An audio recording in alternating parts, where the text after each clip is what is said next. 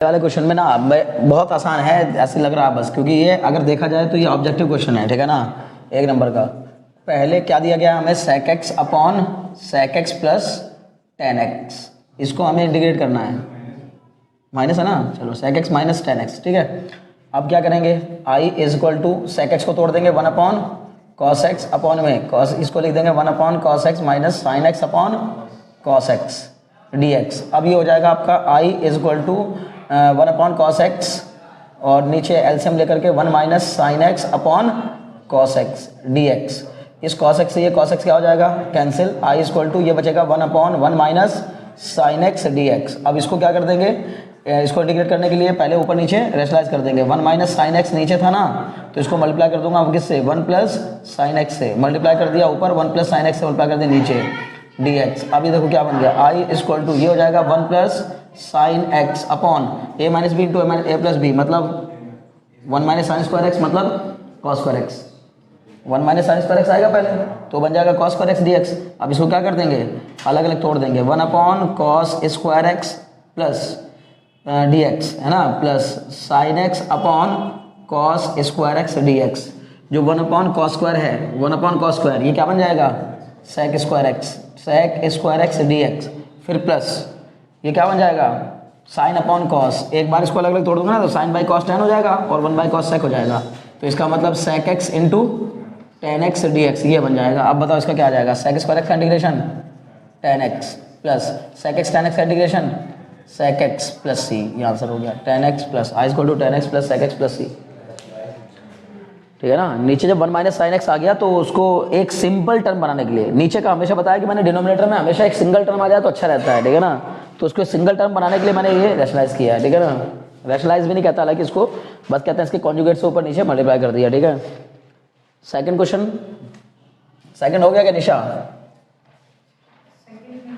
-1 to 1 mod of x minus 2 upon x minus 2 dx, यही दिया है ना, तो -1 से 1 के बीच में ये पॉजिटिव खुलेगा या नेगेटिव खुलेगा, है ना, मॉड ऑफ -1 to 1 है ना। हाँ बहुत अच्छा किया इसने, है ना, तो बहुत अच्छा लग रहा है, आए तो हैं, ठीक बता रहे हो, है ना। देखो भाई -1 से लेके 1 के बीच में मॉड को जब खोलेंगे तो मैंने बताया था कि x की वैल्यू आप -1 से 1 के बीच में कुछ भी रख के देखोगे कैसा आएगा, नेगेटिव, तो अगर अंदर नेगेटिव आ गया तो माइनस में ही खोलना होता है, बताया था ना ये चीज़। तो इसका मतलब i इक्वल टू क्या हो जाएगा, ये हो जाएगा integration of -x minus 2 upon x minus 2 dx, और लिमिट कहाँ से कहाँ तक जाएगी, -1 से लेकर 1 तक, तो इससे क्या हो गया, कैंसिल, i इक्वल टू क्या बच गया, -1 dx, लिमिट कहाँ से कहाँ तक, -1 से लेकर 1 तक, तो i इक्वल टू -1 का इंटीग्रेशन -x, लिमिट कितनी, -1 से लेकर 1 तक, तो i इक्वल टू हो जाएगा कितना, माइनस, बाहर ले लो अगर चाहो तो, नहीं चाहो तो अंदर ही रख लो, -1, पहले तो इस 1 की जगह भी रखा -1, फिर माइनस ऑफ -1 प्लस 1 हो जाएगा, तो सब मिला जुला के कितना जाएगा, -2, बात हो रहा है, i इक्वल टू -2, समझ गए, upper limit minus lower limit लगा करके आराम से आपका आ जाएगा i इक्वल टू -2, ठीक है। थर्ड देखो, थर्ड तो आसान है, लॉगरिथमिक डिफरेंशिएशन है तो हो जाएगा आराम से ना, लॉग लेकर के डिफरेंशिएट किया जा सकता है आराम से, ठीक है ना, log y equal to x की पावर 2x। सिक्स्थ, हाँ बताना वरुण, कोई बताने की जरूरत पड़े तो बताना है क्वेश्चन, ठीक है ना, पहला दूसरा तीसरा चौथा जो भी, ठीक है। मेरे हिसाब से थर्ड क्वेश्चन सब लोगों को कर लेना चाहिए, कोई मुश्किल क्वेश्चन नहीं था। फर्स्ट मैंने ये बता ही रखा है, समझ में आ गया होगा, ठीक है ना। हाँ बताओ क्या कह रहे हो, एरिया बताओ कितना आया, इसका एरिया कह रहे हो ना, नहीं गलत, 8 स्क्वायर यूनिट। ये पेपर के आए हुए क्वेश्चन तुम लोग जब गलत करते हो ना, तुम्हें बहुत अफसोस सा होता है कि तुम लोग क्या पढ़ रहे हो ना, क्या ध्यान लगा रहे हो, ये सब ना करो। 18 है, sorry 18 square unit, 18 square unit. इसमें क्या करेंगे, y इक्वल टू एक्स की पावर 2x वाले में, ये तो एकदम आसान है, ठीक है ना, दिया गया y इक्वल टू एक्स की पावर 2x और हमें इसको डिफरेंशिएट करना है, ठीक है ना, थर्ड क्वेश्चन में। तो टेकिंग लॉग बोथ साइड, दोनों साइड लॉग ले लेंगे, टेकिंग लॉग बोथ साइड, सारे हो गए ना, log y log x की पावर 2x, ये हो जाएगा log y equal to 2x log x। अब हो जाएगा log y का integration 1 upon y, sorry differentiation, into में dy by dx, 1 upon y dy by dx equal to 2x copy किया, log x का 1 अपॉन x, फिर plus log x को copy किया, 2x का 2, ठीक है ना, ये हो गया ख़त्म। तो ये हो जाएगा आपका यहाँ dy by d x is equal to y into x, x cut गया 2 प्लस 2 लॉग एक्स, आप 2 को बाहर निकाल दो तो ये हो जाएगा 2y into 1 plus log x, ये dy बाई डी एक्स की वैल्यू आ गई। dy by d x equal to कितना आ जाएगा, dy by d x equal to 2, y की वैल्यू रख देंगे उठा करके कितनी, x की पावर 2x इंटू में कितना 1 प्लस लॉग x, ये हो गया आंसर। खत्म बात, कोई मुश्किल नहीं है, ठीक है ना। फोर्थ तो हो ही जाएगा, प्रॉपर्टी लगेगी, ठीक है ना, a plus b minus x वाली, ठीक है ना, under root a plus b minus x वाली प्रॉपर्टी लगा देंगे, आंसर आ जाएगा। बताओ क्या है थर्ड वाले का, फोर्थ का 3 आएगा, i इक्वल टू 3, ठीक है ना, बहुत अच्छे। फोर्थ करो, वो सॉरी फिफ्थ करो, फिफ्थ कितने को, किसी का हुआ क्या फिफ्थ, नवेद फिफ्थ हो गया क्या, हाँ तो फिफ्थ करो, फिफ्थ अच्छा क्वेश्चन है, वाई नहीं आएगा, नहीं फिफ्थ अच्छा क्वेश्चन है, ठीक है करो जल्दी मत लगाओ, करो करो। चौथे में तो कोई दिक्कत ही नहीं है, वो तो एकदम आसान है। चलो पांचवा करवा देता हूँ। पांचवें क्वेश्चन में क्या क्या गया, I is equal to 0 to क्या दिया था, 2 पाई है, 0 टू 2 पाई, 1/1 प्लस e की power sine x D x. अब इसमें प्रॉपर्टी लगा देंगे, बोलो क्या, 0 टू 2 पाई 1/1 प्लस e की power sine 2 pi minus x. बताओ साइन 2 पाई माइनस एक्स क्या होता है, तो हो जाएगा 0 टू 2 पाई 1/1 प्लस ई की पावर माइनस साइन एक्स हो जाएगा। बोलो हो जाएगा कि नहीं, हो जाएगा, साइन 360 माइनस थीटा मतलब माइनस साइन थीटा, ठीक है, तो 3 माइनस साइन एक्स हो जाएगा। आई इक्वल टू 0 टू 2 पाई, ये हो जाएगा 1/1 प्लस 1/e की power sine x D x. अब इसको लिख दूंगा आई इक्वल टू 0 टू 2 पाई, ये हो जाएगा फिर एलसीएम लेकर के 1/e की पावर साइन एक्स, है ना, e की power sine x plus 1/e की power sine x D x.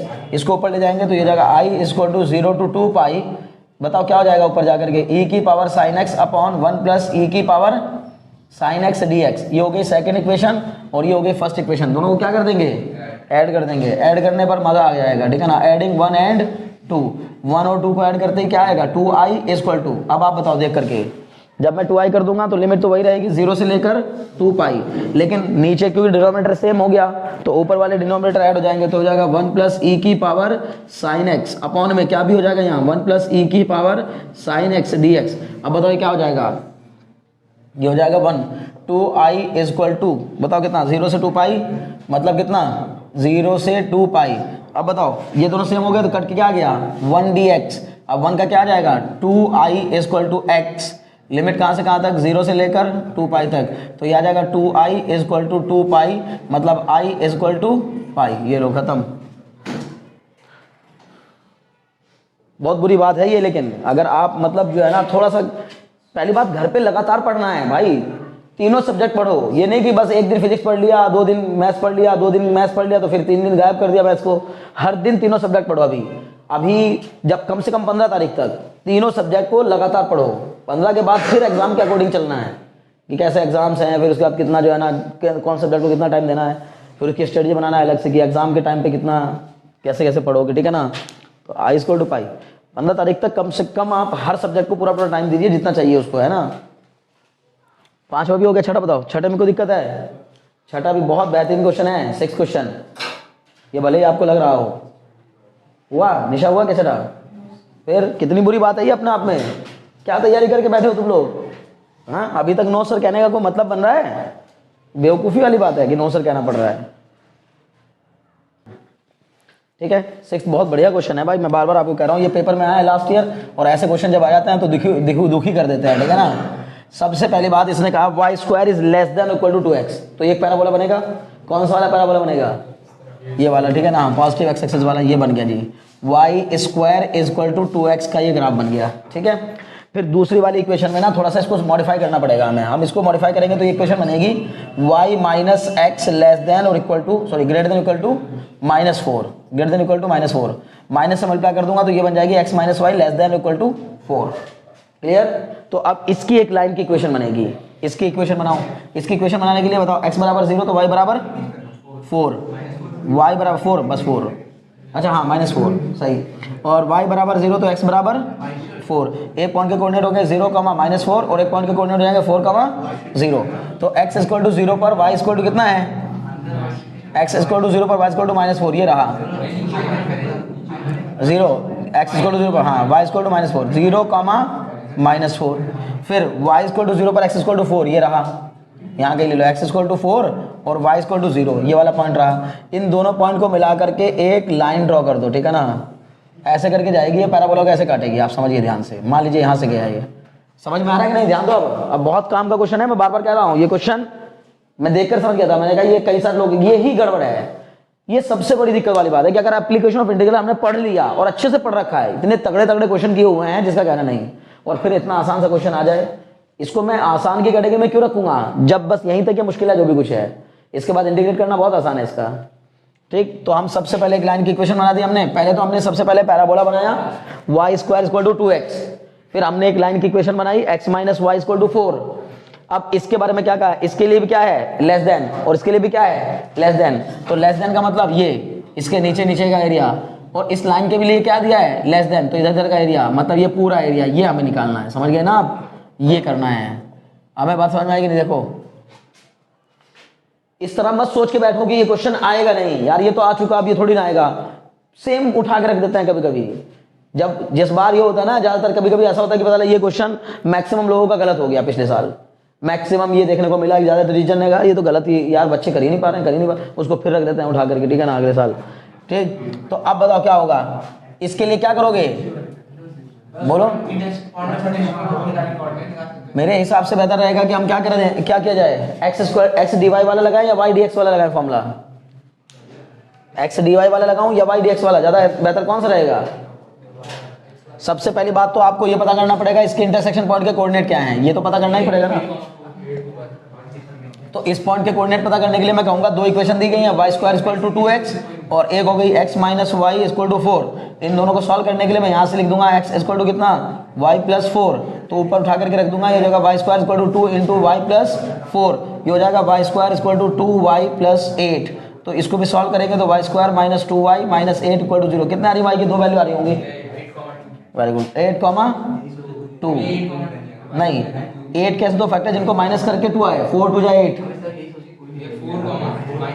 4 कमा पक्का, मैं तुम्हारी बात मान ले रहा हूँ, y इक्वल टू -4 माइनस 2, ये हो गया। अब 4 माइनस 2 है तो इसका मतलब y की वैल्यू 4, इस पॉइंट के कोऑर्डिनेट में y की वैल्यू 4 है, समझ गए ना 4, और एक बार y की वैल्यू कितनी है -2 है, ये रहा वो पॉइंट, समझ गए। तो अब देखो मुझे ये पॉइंट मिल गया y इक्वल टू यहाँ पर क्या 4, और ये यहाँ पर मिल गया y इक्वल टू क्या -2। तो मेरा मानना यह है कि एक बार हम लोग अगर इसके नीचे का एरिया निकालें, इस वाली लाइन को लेकर के और ऐसे स्ट्रिप मान लें, ऐसे, समझ पा रहे हो मेरी बात, तो लाइन के नीचे का एरिया आ जाएगा, लाइन के नीचे का, और फिर क्या करेंगे इसी पे ये स्ट्रिप डाल करके क्या निकाल देंगे पैराबोला के नीचे का एरिया, उस इस बड़े वाले में से इसको माइनस कर दूंगा, ये निकल आएगा ऊपर का, फिर नीचे भी ये काम करना पड़ेगा, अलग अलग करना पड़ेगा।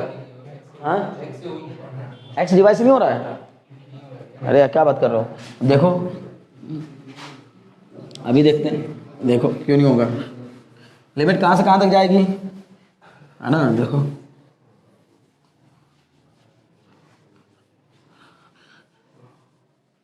y is equal to, area is equal to क्या आ जाएगा, लिमिट कहाँ से कहाँ तक, ये लेंगे यहाँ पहले 0 से लेकर 4 तक, और x dy, तो एरिया a1 बताओ, a1 कितना हो जाएगा, a1 इसको मैं मान रहा हूँ 0 हो जाएगा, 0 से 4, x की वैल्यू बताओ, यहाँ से आएगी y प्लस 4 dy, तो ये हो जाएगा यहाँ से v1 बराबर y square by 2 plus 4y, और लिमिट कहाँ से कहाँ तक जाएगी 0 से लेकर 4 तक, कर लोगे, इसको पहले सॉल्व करो, हो जाएगा ना,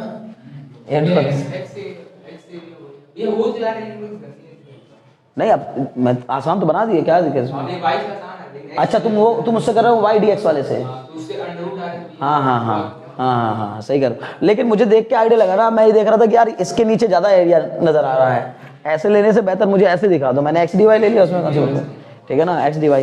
अब a2 की वैल्यू बताओ, a2 कितना जाएगा, इस कर्व के नीचे का एरिया निकालना होगा, तो यहाँ से y की वैल्यू निकालूंगा तो कितने जाएगा √2x, है ना, √2x dx, लिमिट कहाँ से कहाँ तक जाएगी 0 से लेकर 4 तक, ये हो जाएगा पहले तो देखो ये रहा ना बच्चे, मैं देखो पहले जब तुम पूरा समझोगे तभी तो समझ में आएगा, आज तो समझ में आ रहा है कि नहीं। पता क्या करना है, मैं फिर कह रहा हूँ बार बार, पहले हमें पता करना पड़ेगा कौन सा एरिया निकालना है, हमें ये निकालना है ये, ठीक है। अब ये एरिया निकालने के लिए देखो मैंने क्या किया, इस लाइन के ऊपर यहाँ से स्ट्रिप डाली, यहाँ से, तो लाइन के नीचे का पूरा एरिया आ जाएगा, मतलब ये पूरा आ गया ट्राइंगल का एरिया आ गया। लेकिन जब मैं इसके नीचे का एरिया निकाल रहा हूँ तो यहीं से y की वैल्यू निकालूंगा, बल्कि मैंने फॉर्मूला लिया एक्स डी वाई वाला, एक्स डी वाई, तो मैं x की वैल्यू इस लाइन की इक्वेशन से निकालूंगा।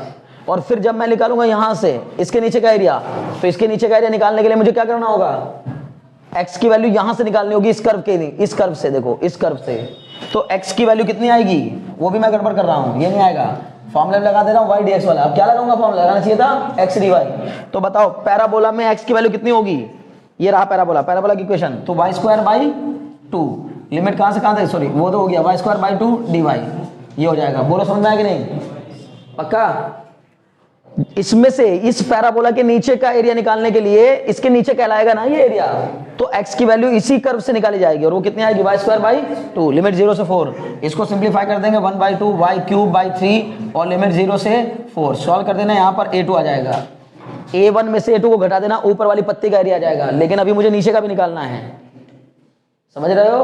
तो नीचे का निकालने के लिए फिर मैं क्या करूंगा, a3 बताओ लिमिट कहां से कहां तक जाएगी a3 के लिए, A3 मतलब मैं अब की बार ये स्ट्रिप डालूंगा, ये स्ट्रिप, ये, तो फिर मैं कहूंगा सर -2 to 0, बताओ जाएगी कि नहीं।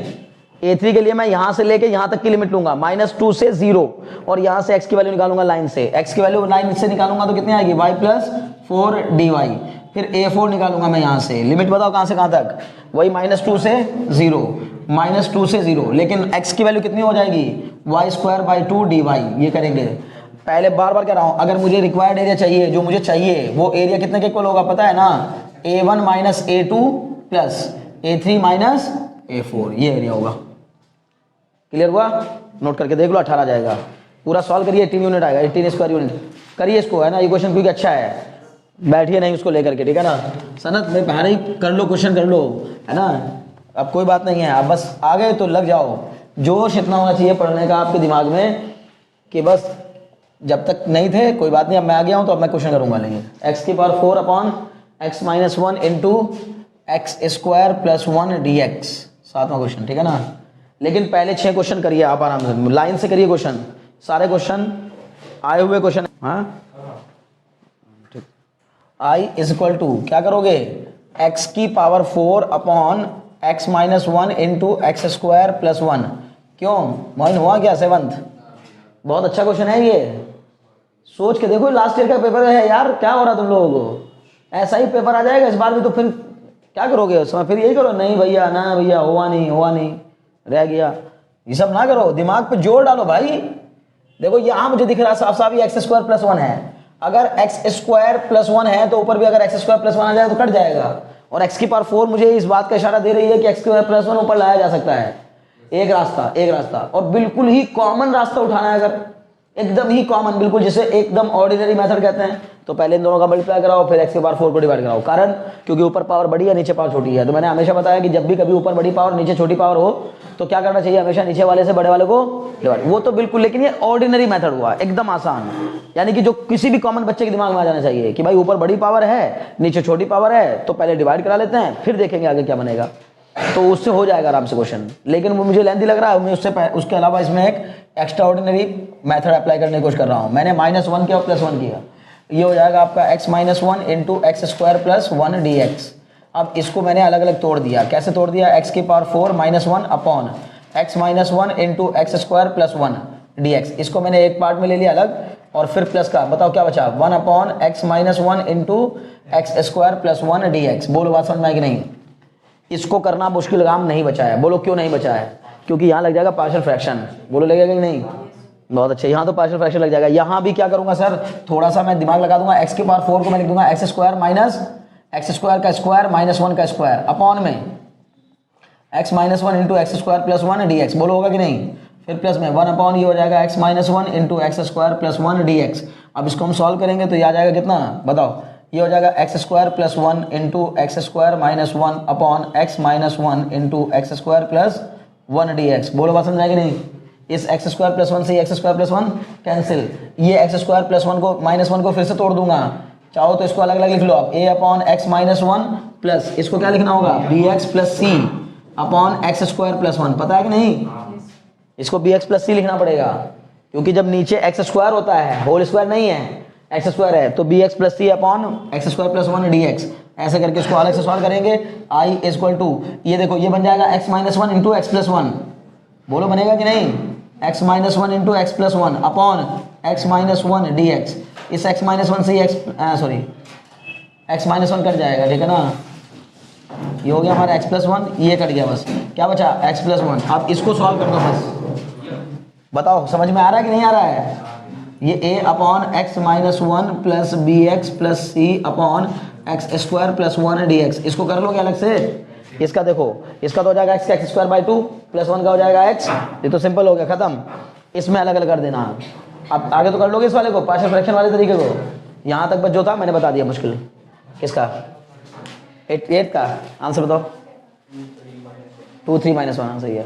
2 3 माइनस वन, सही है। करो, देर मत लगाओ, नोट करो उसको, साथ साथ नोट भी करो। देखिए क्वेश्चन समझने की कोशिश करिए इसमें, है ना। जो लोग बायोलॉजी वाले बच्चे हैं, पहले मैं बार बार आपसे कह रहा हूँ कि आप सभी लोग मैथ्स वाले जितने भी हैं पहले 8 क्वेश्चन ये कंप्लीट करिए मेरे हिसाब से, क्योंकि काफ़ी दिन बाद आपने मैथ्स के क्वेश्चन लगाए हैं और लग रहा है कि आप लोग उसी का असर दिख रहा है आपके ऊपर। इसने कहा 3 कैपेसिटर हैं, C1 C2 C3, 3 कैपेसिटर हैं जो कि सीरीज में कनेक्टेड हैं। तीनों की वैल्यू दे दी 20 माइक्रोफैराड, 30 माइक्रोफैराड, 50 माइक्रोफैराड। इसका ए पॉइंट का जो पोटेंशियल है, इसको ए पॉइंट नाम दिया। ए पॉइंट का पोटेंशियल 90 वोल्ट है और इस वाले किनारे को अर्थिंग कर दी गई है। अर्थिंग का मतलब होता है वहां का पोटेंशियल क्या होगा, 0 होगा। जिस जगह अर्थिंग की जाती है वहां का पोटेंशियल 0 होता है। क्लियर। तो ये पोटेंशियल 0 हो गया। कुल मिला के आप ये कह सकते हो कि एक सर्किट ऐसा ही है, ऐसा कुछ इसमें नया नहीं नजर आ रहा है कि हम मान सकते हैं कि ये 2 टर्मिनल के बीच में कितना वोल्ट अप्लाई किया गया है, 90 वोल्ट। ठीक है। और ये क्या है आपका 20 माइक्रोफैरड, ये 30 माइक्रोफैरड और ये 15 माइक्रोफैरड। आपको बताना क्या है, आपको बताना है calculate the potential difference and the energy stored in the capacitor C2। C2 वाले कैपेसिटर में पोटेंशियल डिफरेंस कितना होगा और एनर्जी स्टोर्ड कितनी होगी, ठीक है ना। C2 बीच वाला है, ठीक है। Calculate the potential difference across C2 and energy stored in C2। C2 वाले में कितनी एनर्जी स्टोर्ड होगी। ये 2 काम बताए, ये 2 काम करने हैं, जल्दी करिए। देखो ध्यान दो। सबसे पहली बात इसने कहा एक लाइन है, इस लाइन की इक्वेशन दे दी हम लोगों को कितनी, x + 3/5 equal to y - 1/2 equal to z + 4/3। ये दिया है। इस पर एक पॉइंट से हमने परपेंडिकुलर डाला है। इस परपेंडिकुलर के फुट के कोऑर्डिनेट बताने हैं हमें। ये 0, 2, 3 दिया है और हमें इस फुट के परपेंडिकुलर के कोऑर्डिनेट निकालने हैं, ठीक है। तो इसके जो भी कोऑर्डिनेट होंगे, मैंने मान लिया कि मान लो इसके कोऑर्डिनेट क्या होंगे, h, k, m होंगे, मान लो मिसाल के तौर पर, ठीक है। अगर ऐसा हुआ तो इसका मतलब है कि ये h की जो वैल्यू होगी, ये तीनों को हम क्या कर देंगे, कोई भी लाइन दी उस लैम्डा के इक्वल रख सकते हैं। तो इसके जनरल पॉइंट के कोऑर्डिनेट निकाल सकते हैं हम। अगर हम चाहेंगे तो इस पॉइंट के जनरल कोऑर्डिनेट निकाले जा सकते हैं। यानी h की वैल्यू कितनी आ जाएगी भाई, पहली बात h, k, m इसके ऊपर लाई करेगा तो इसकी इक्वेशन को सेटिस्फाई करेगा। h + 3/5 बराबर k - 1/2 बराबर m + 4/3 बराबर लैम्डा। तो यहाँ से h की वैल्यू आ जाएगी क्या बताओ, 5 लैम्डा माइनस 3। k की वैल्यू आ जाएगी कितनी, 2 लैम्डा प्लस 1। समझ में आ रहा है कैसे कर रहा हूँ। 5 का मल्टीप्लाई लैम्डा में किया और प्लस का 3 उधर जाके माइनस हो जाएगा। फिर एक बार इसको इक्वल रखा तो 2 के लैम्डा और -1 हो जाएगा, प्लस हो जाएगा। फिर m की वैल्यू आ जाएगी कितनी, 3 लैम्डा - 4। ये आ गई। h, k और m के कोऑर्डिनेट मुझे मिल गए, तो मैं इस लाइन का डायरेक्शन रेशियोज निकाल लूंगा, ठीक है ना। कौन सी वाली लाइन के, जिसको मैंने इस पॉइंट को मैंने नाम दिया O और इस परपेंडिकुलर वाले पॉइंट को नाम दिया M। तो मैं कहूँगा भाई OM के डायरेक्शन रेशियोज बताओ कितने होंगे। तो OM के डायरेक्शन रेशियोज ध्यान से देखना, ठीक है। OM के डायरेक्शन रेशियोज होंगे, ये होते हैं, मतलब ये माइनस ये h - 0, यानी कि क्या आ जाएंगे 5 लैम्डा -3 - 0। ये आ गया इसका a आ गया, ये a1, एक तरीके से a1 आ गया। फिर b1 क्या आएगा, ये आएगा 2 लैम्डा + 1 - 2। b1 आ जाएगा 2 लैम्डा + 1 - 2। फिर c1 कितना आ जाएगा, c1 आ जाएगा हमारा 3 लैम्डा -4 - 3। समझ गए। और इस वाली लाइन के कितना ध्यान लगाओ, और दूसरी वाली लाइन के डायरेक्शन रेशियोज, a2 कितना होगा 5, b2 कितना होगा 2, c2 कितना होगा 3। अब ये दोनों लाइन एक दूसरे के परपेंडिकुलर है, तो इसका मतलब a1 a2 + b1 b2 + c1 c2 क्या होगा 0 के इक्वल। तो इन तीनों को इक्वल कर दो, ये हो जाएगा 5 लैम्डा - 3 × 5, फिर प्लस 2 लैम्डा +1 और -2 मतलब माइनस का 1, 2 लैम्डा -1 इंटू 2, फिर प्लस C1 C1 कितना 3 लैम्डा -7 इंटू कितना 3 बराबर 0। इसको सॉल्व करके यहाँ से लैम्डा की वैल्यू निकल जाएगी, मिल जाएगी। एक इक्वेशन से सॉल्व करोगे लैम्डा निकल आएगा, लैम्डा आ जाएगा तो इसमें पुट कर करके एच के और एम की वैल्यू निकल जाएगी। एच के और एम की वैल्यू निकलना ही समझो क्या हो गया, पुट ऑफ परपेंडिकुलर। क्लियर हुआ, पक्का, बहुत अच्छे। चलो इसके बाद ये वाला करो सब लोग, है ना, जो अभी बायोलॉजी वाले स्टूडेंट आए हैं, है ना।